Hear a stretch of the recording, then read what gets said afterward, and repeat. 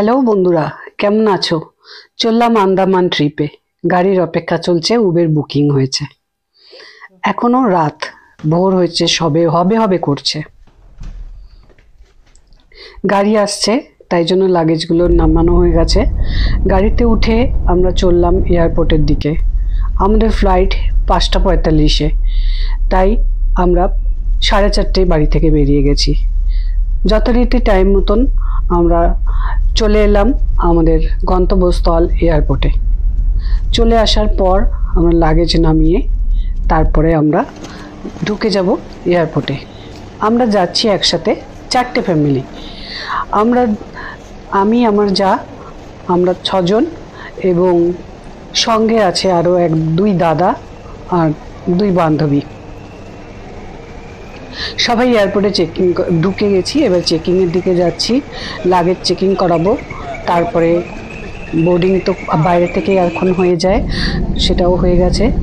ফ্লাইটেও উঠে পড়েছি এবং ফ্লাইট ছেড়েও দিয়েছে।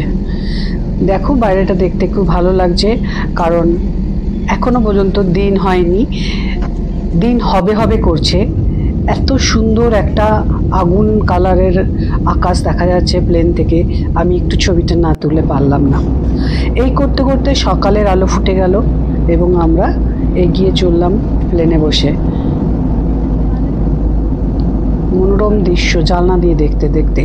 এই দৃশ্যটা যখন ট্যুরে যাওয়া হয় তখন ছাড়া দেখতে পাওয়া যায় না, ওই জন্য এই দৃশ্যটা আমি মিস করতে চাই না।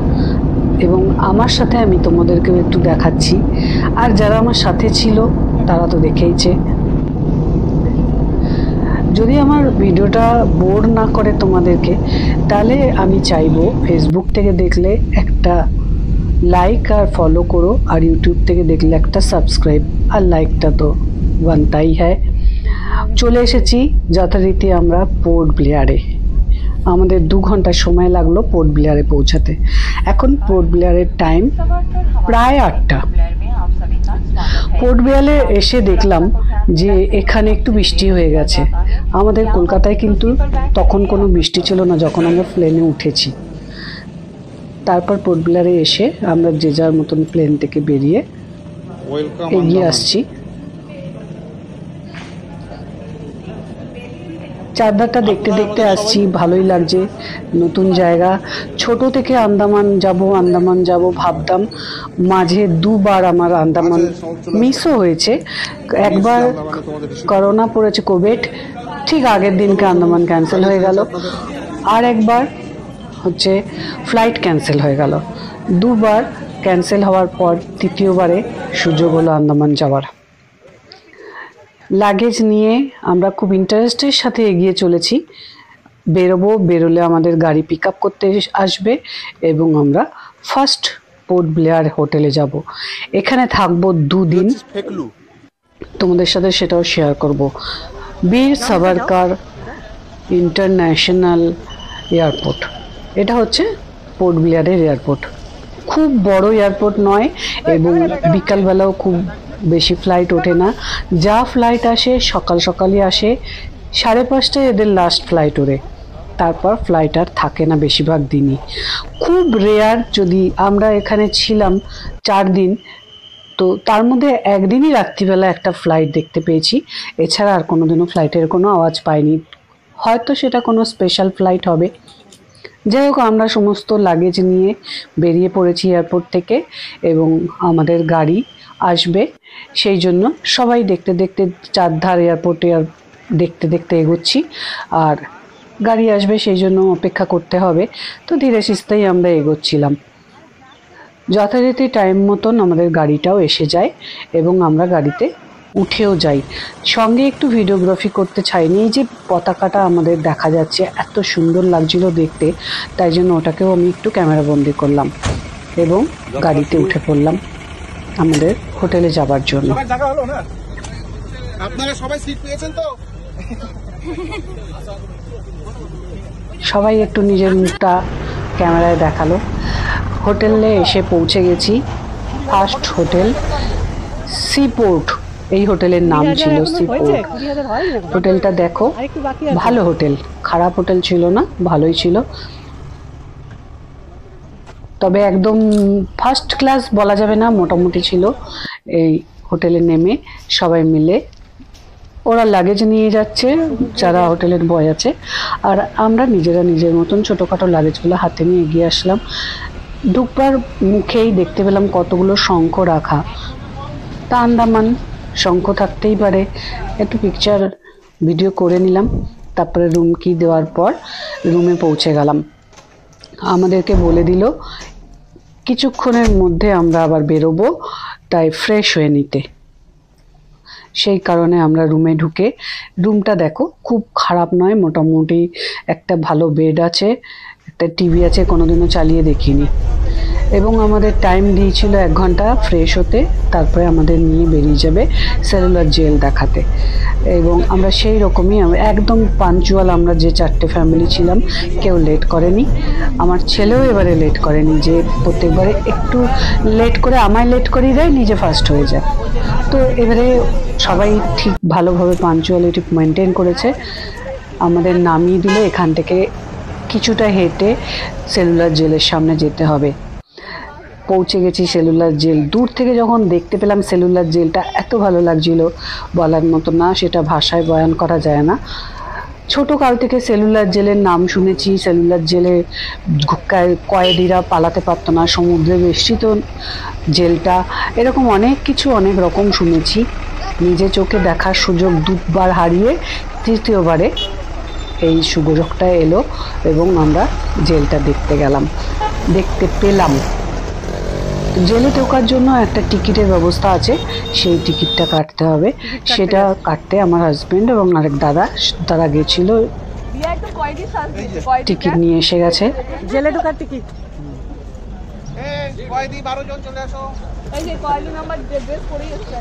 দেখতে পাচ্ছেন আমার হাজবেন্ড রসিক মানুষ।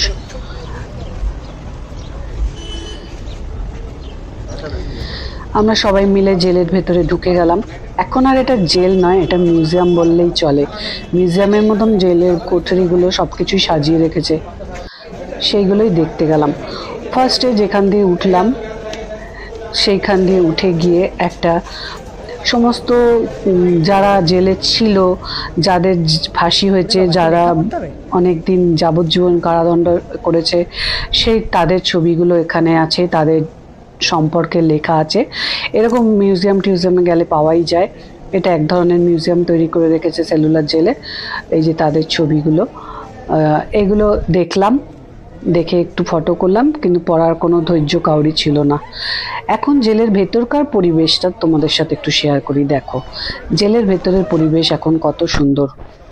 তখনকার দিনে কি ছিল, যখন কয়েদিরা থাকতো তখন কি ছিল সে তো আমরা জানি না। আমরা এখন জেলটাকে এত সুন্দর করে মডিফিকেশন করে রেখেছে যেন জিনিসটা নষ্ট না হয়, কিন্তু এখন এখানে কোনো কয়েদিই থাকে না। বহু বছর ধরে, সালটা আমার ঠিক মনে পড়ছে না, তবে শুনেছিলাম সালটা, যখন লাইট অ্যান্ড সাউন্ড দেখছিলাম তখন বলেছিল সালটা, তো সালটা আমি এখন বলতে পারলাম না। এবারে আমরা এই জেলে একটা ম্যানেজ করে দিক হাঁটতে শুরু করলাম দেখতে। এখানে হচ্ছে এগিয়ে গেলাম, এই জেলটা তোমাদের সাথে একটু শেয়ার করছি। দেখো এখানে ফাঁসি ঘর আছে, ফাঁসি ঘরটা এদিকে চলে গেছে, কিন্তু আমরা এদিকে এখন যাব না, আমরা সোজা যাব।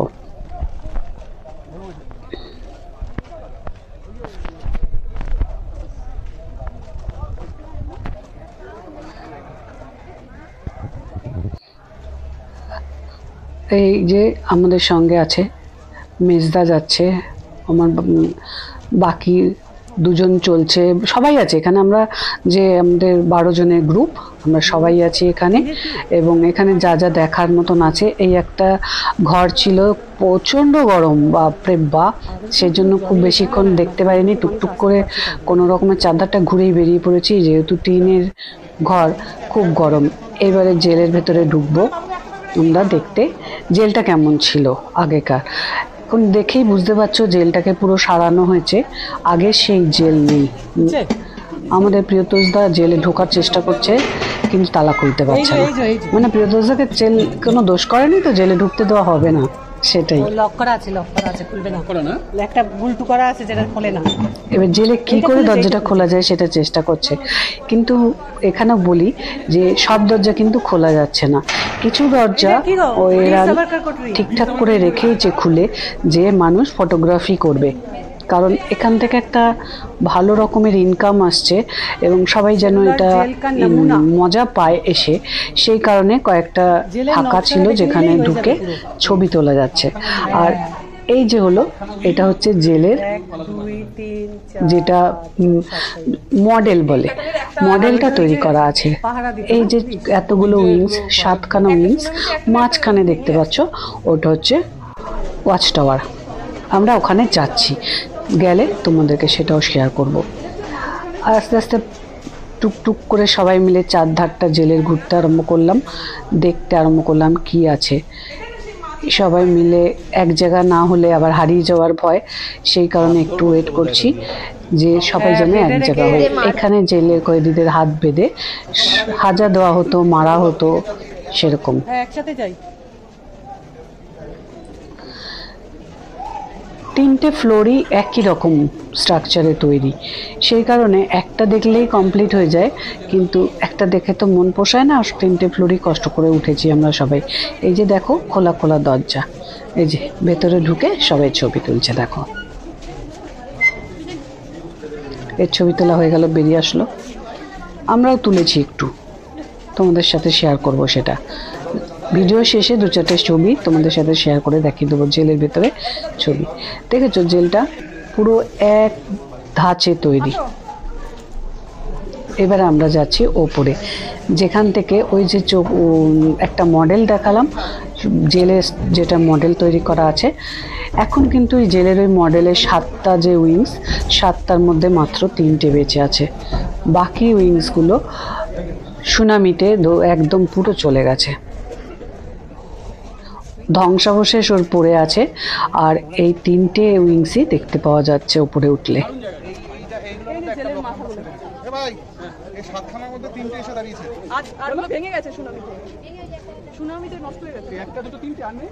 এই একটা উইংস,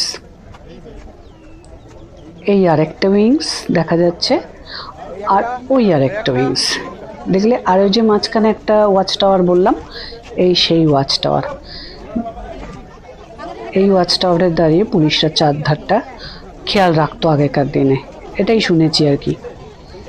দূর থেকে সমুদ্র বেষ্টিত জেল, ওই জেটিটা বড় একটা লঞ্চ যাচ্ছে, ওটাও একটু ক্যামেরা বন্দি করলাম।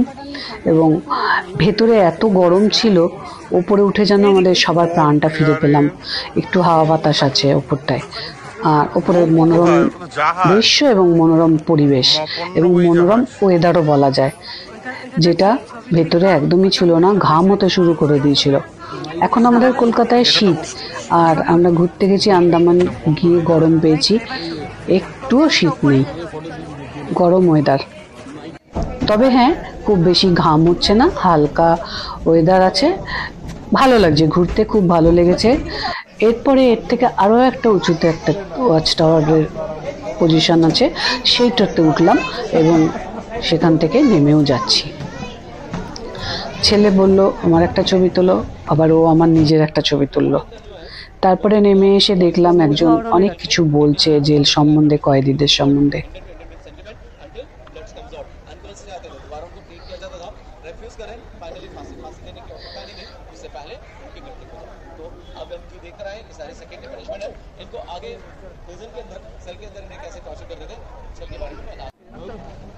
খুব বেশি এই যে এইখানটা দেখতে পাচ্ছ এতগুলো চেয়ার, এখানে রাত্রির বেলা সন্ধে 6টা থেকে 7টা, 7টা থেকে 8টা, 8টা থেকে 9টা, 3টে স্লটে লাইট অ্যান্ড সাউন্ডের শো হয়। আর এখানে একটা ফাঁসি ঘর আছে যেখানে ফাঁসি দেওয়া হতো, সেই জায়গাটাও আমরা দেখার জন্য একটা দেখলাম, বড় লাইন পড়েছে। তা সবটাই যখন ঘুরলাম, এই জায়গাটাও ঘুরে যাই সেইভাবে লাইন দিয়ে ফেললাম। লাইন দিয়ে যখন সামনে পৌঁছালাম, দেখতে পেলাম 3টে দড়ি ঝুলছে ফাঁস দেওয়ার, এবং নিচে একটা কাঠের পাটাতন, যেটা খুলে দেওয়া হয় তখন কয়েদিরা ঝুলে পড়ে। এটা দেখতে খুব বেশি ভালো লাগে না, ওই জন্য বেশিক্ষণ তোমাদের সাথে আর শেয়ার করলাম না। দেখে বেরিয়ে এলাম। আরেকটা মিউজিয়াম মতন ছিল যেখানে কিছু মডেল দাঁড় করানো ছিল, তখনকার দিনে কিভাবে কি যাতা ঘোরাতো। তারপরে তোমার আরেকটা আছে, এখানে দেখো কাজ করছে কয়েদিরা, ধান ভাঙছে, এখানে কাজ করছে, এই যে মডেলগুলো তৈরি করা। আর কিছু গন্ডগোল করলে তাদের যে সাজা দেওয়া হতো সেটাও দেখো, একজন মারছে চাবুক দিয়ে, একদম কোমরে মেরে মেরে লাল রক্ত বের করে দিয়েছে। কতটা অত্যাচার করত ইংরেজরা ভারতীয়দের ওপরে সেটা এখানেও কিছু কি বলা হচ্ছিল। তো বিশেষ একটা সময় ছিল না বলে ওরা দাঁড়িয়ে শুনতে পারিনি বেশিক্ষণ। তারপরে আবার একটু এদিকের ওয়াচ টাওয়ারগুলো ঘুরে সব কিছু একটু আরেকবার দেখে নিলাম। দেখে নিয়ে এবার আমরা বেরিয়ে যাব, আরেক জায়গায় আমাদের যাওয়ার আছে, সেই বিচে যাব। তো বেরিয়ে দেখছি বিশাল একটা বৃষ্টি পড়ছে, তার জন্য ছাতা ছিল না। ছাতা ছিল, ছাতা গাড়িতে ব্যাগে ছিল। বৃষ্টিটা যে নেমে যাবে বুঝতে পারিনি। ফার্স্ট দিন আমাদের একটু ভুগিয়েছে বৃষ্টিতে, কিন্তু তারপরে ট্রিপটা আমাদের খুব ভালো কেটেছে, কোনো বৃষ্টি বাদল ছিল না। ওয়েদার মেঘলা মেঘলা থাকতো, কিন্তু কোনো রোদ্দুরও উঠতো না তেমন, আর বৃষ্টিটাও তেমন ছিল না। তারপরে আমরা গাড়িতে উঠে গেলাম, একটু দূর হেঁটে গিয়ে, যেখানে আমাদের পার্কিংয়ে নামিয়েছিল হেঁটে গিয়ে যেতে হয়েছিল, আবার সেই পর্যন্ত গেলাম, কারণ ওয়ান ওয়ে গাড়ি একবার গেলে অন্য দিক দিয়ে বেরোতে লাগে, সেই জন্য।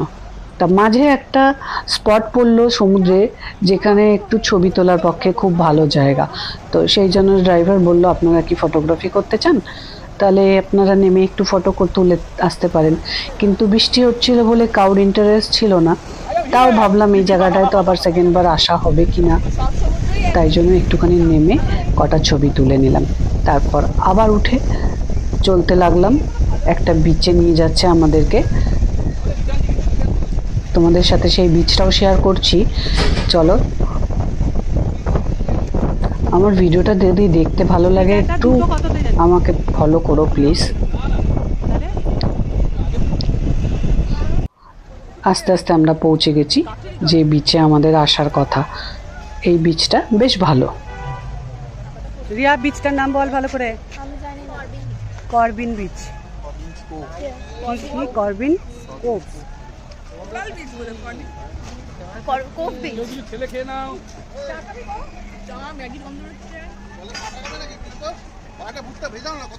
আমার হাজব্যান্ড বন্ধুর সাথে খুব দুষ্টুমি করছে, তাকে একটু খুচখাচ করে বকানোর চেষ্টা করছে। সে খুব ভালো মানুষ এবং সে খুব ইয়ার্কি ঠাট্টা করে আমাদের পুরো ট্রিপটাকে মজায় ভরিয়ে রেখেছিল। আমরা ওনার জন্য খুব আনন্দ পেয়েছি।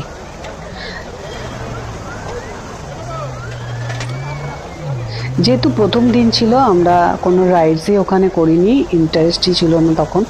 জাস্ট গিয়ে বিচটা দেখলাম, তারপরে একটু ঝালমুড়ি খেলাম। এইসব করে আমরা আবার 6টার মধ্যে ব্যাক করলাম। তো আমাদের যেহেতু টিকিট পেয়েছিল লাইট অ্যান্ড সাউন্ডে 8টায়, তো সে তখন বাজে 6টা থেকে 6:30। আমরা বাকি যে 2 ঘন্টা কোথায় কাটাবো, হোটেল থেকে নাকি অনেকটা দূর, সেই কারণে আমরা আর হোটেলে গেলাম না। ড্রাইভার নিয়ে গেল না হোটেলে, বলল যে আপনারা এই পার্কে একটু টাইম কাটান। তবে পার্কটা একদমই ভালো ছিল না। ছোট বাচ্চাদের কয়েকটা জিম ক্যাটাগরির জিনিস ছিল, যাতে বসে বাচ্চারা একটু আনন্দ টানন্দ করে, লাফালাফি করে। তা আমরা তো আর বাচ্চা নই, তো সেই কারণে অনেক কষ্টে টাইম পাস করে আমরা আবার সেলুলার জেলে পৌঁছে গেলাম লাইট অ্যান্ড সাউন্ড শো দেখতে। এটার জন্য ভিডিও আমি তোমাদেরকে বিশেষ একটা দেখাতে পারবো না, কারণ এখানে ভিডিওগ্রাফি অ্যানাউন্সই করছে পুরো বন্ধ। তাও চুপিসারে একটুখানি করেছিলাম, সেটা তোমাদের সাথে শেয়ার করছি যেন তোমরা একটু আইডিয়া পাও।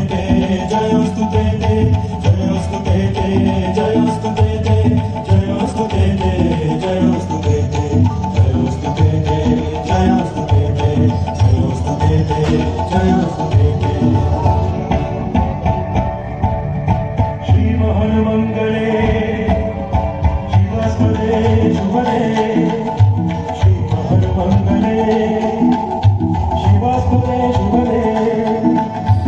ব্যাস এটা শেষ হয়ে যাবে, এরপরে আমরা বেরিয়ে হোটেল চলে যাব। ভিডিওটা আর বেশি বড় করছি না, তোমরা খুবই বোর হয়ে যাচ্ছ বুঝতে পারছি। টাটা, আবার দেখা হবে পরের একটা ভিডিওতে, কেননা পোর্ট ব্লেয়ার থেকে আমাদের পর ঘোরা আছে 7 দিনের ট্যুর। আমি চেষ্টা করব তোমাদের সাথে একটু শেয়ার করতে, যদি তোমাদের ভালো লাগে দেখো আমার ভিডিওগুলো। আজ আসি, আজ আমার ভিডিও শেষ।